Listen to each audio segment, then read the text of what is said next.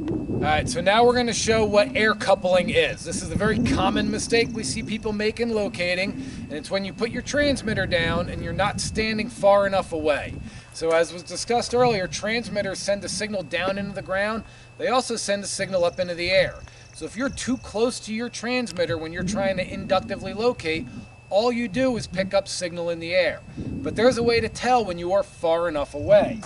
So again, I'm going to start by adjusting my sensitivity and trying to find some signal. As I'm sweeping left and right, getting a good strong signal response, so I turn my sensitivity down.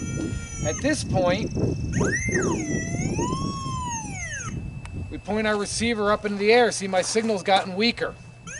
As I point it back down at the ground, my signal's getting stronger. It's telling me that I'm far enough away. If the opposite happens,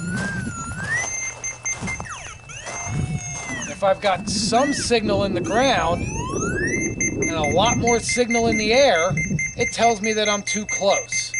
So the general rule of thumb, always verify.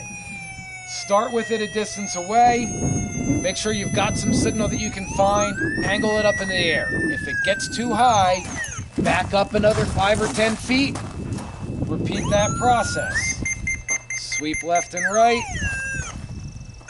find your signal, raise it up in the air. At this point, my signal has now gotten weaker.